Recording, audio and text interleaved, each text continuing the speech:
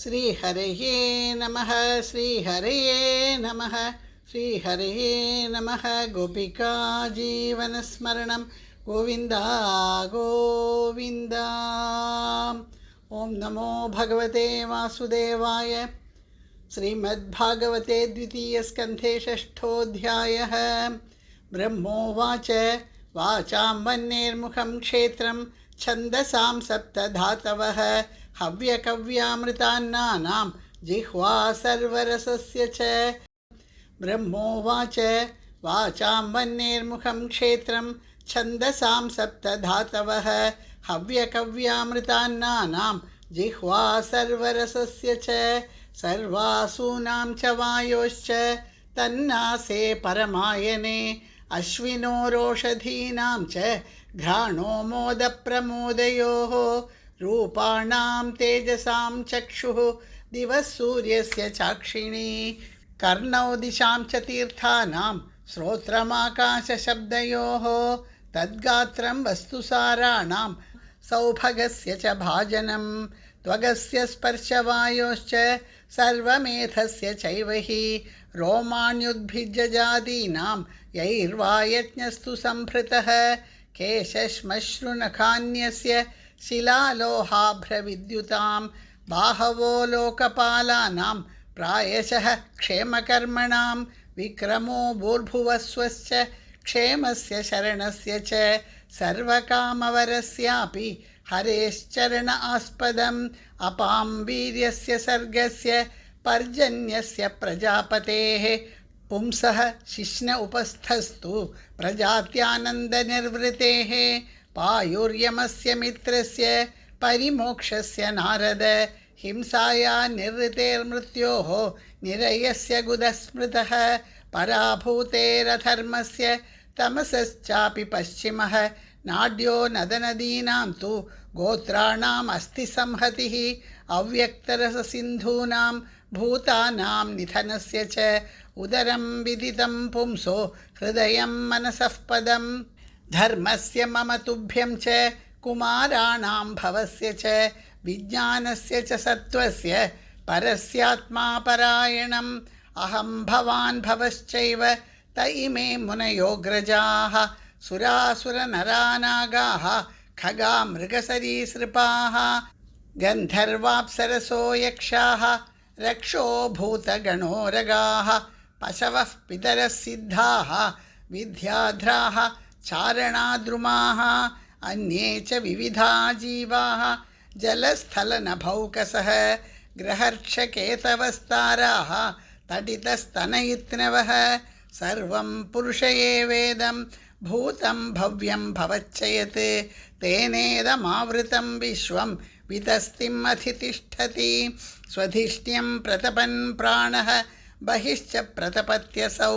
एवं विराजं प्रतपन् तपत्यन्तर्बहिः पुमान् सोमृतस्याभयस्येषो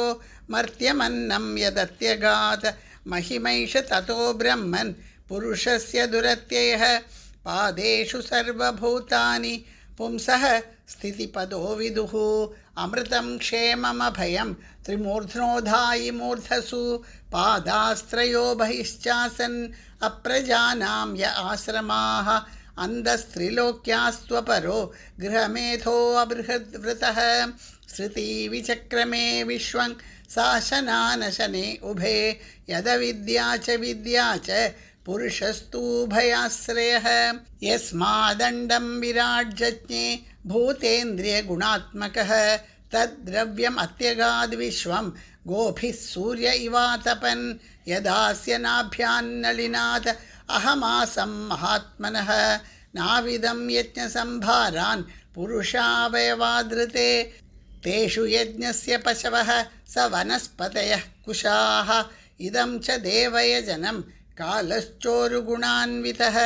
वस्तून्योषधयः स्नेहा रसलोहमृदो जलं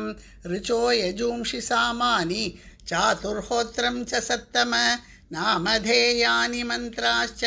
दक्षिणाश्च व्रतानि च देवतानुक्रमः कल्पः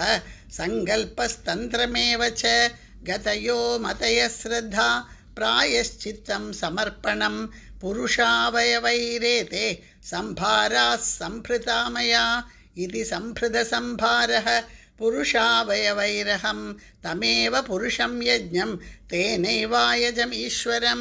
ततस्ते भ्रातर इमे प्रजानां पतयो नव अयजन् व्यक्तमव्यक्तं पुरुषं सुसमाहिताः ततश्च मनवः काले ईजिरे ऋषयो परे पितरो विबुधा दैत्या मनुष्याः क्रतुभिर्विभुं नारायणे भगवति तदिदं विश्वमाहितं गृहीतमायोरुगुणः सर्गादावगुणः स्वतः सृजामि तन्नियुक्तोऽहं हरो हरदि तद्वशः विश्वं पुरुषरूपेण परिपाति त्रिशक्तिधृक् इति ते भिहितं तात यथेदमनुपृच्छसि नान्यद्भगवतः किञ्चित् भाव्यं सदसदात्मकं न भारतीमेऽङ्गमृषोपलक्ष्यते न वै क्वचिन्मे मनसो मृषा गतिः न मे हृषीकाणि पदन्त्यसत्पथे यन्मे हृदौत्कण्ठ्यवता धृतो हरिः सोऽहं समाम्नायमयस्तपोमयः प्रजापतीनामभिवन्दितः पतिः आस्थाय योगं निपुणं समाहितः तं नाध्यगच्छं यत आत्मसम्भवः नतोऽस्म्यहं तच्चरणं समीयुषां भवच्छिदं स्वस्त्ययनं सुमङ्गलं यो ह्यात्ममायाविभवं स्म पर्यगाद यथा नभः स्वान्तमथा परे कुतः नाहं न यूयं यदृदां गतिं विदुः न वामदेवः किमुता परे सुराः तन्मायया मोहितबुद्धयस्त्विदं विनिर्मिदं चात्मसमं विचक्ष्महे यस्यावतारकर्माणि गायन्ति ह्यस्मदादयः नयं विन्दन्ति तत्त्वेन तस्मै भगवते नमः स एष आद्यः पुरुषः कल्पे कल्पे सृजत्यजः आत्मात्मन्यात्मनात्मानं संयच्छति च पाति च विशुद्धं केवलं ज्ञानं प्रत्यक् सम्यगवस्थितं सत्यं पूर्णमनाद्यन्तं निर्गुणं नित्यम् अद्वयं ऋषे विन्दन्ति मुनयः प्रशान्तात्मेन्द्रियाशयाः यदा तदेवासत्तर्कैः तिरोधीयेत विप्लुतम् आद्योऽवतारः पुरुषः परस्य कालस्वभावः सदसन्मनश्च द्रव्यं विकारो गुण इन्द्रियाणि विराट् स्वराट् स्थास्नु चरिष्णु भूम्नः अहं भवो यज्ञ इमे प्रजेशा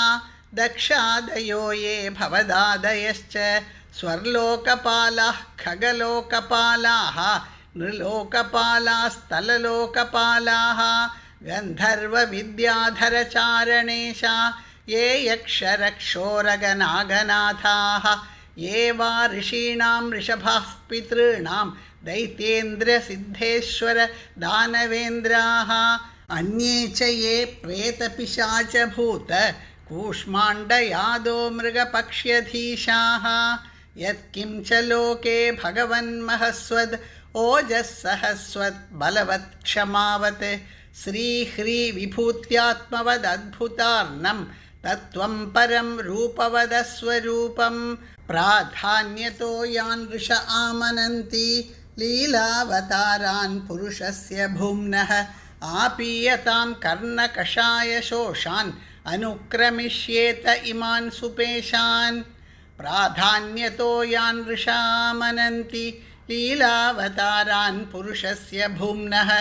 आपीयतां कर्णकषायशोषान् अनुक्रमिष्येत इमान् सुपेशान् इति श्रीमद्भागवते महापुराणे पारमहंस्यां संहितायां द्वितीयस्कन्धे षष्ठोऽध्यायः। श्रीहरये नमः।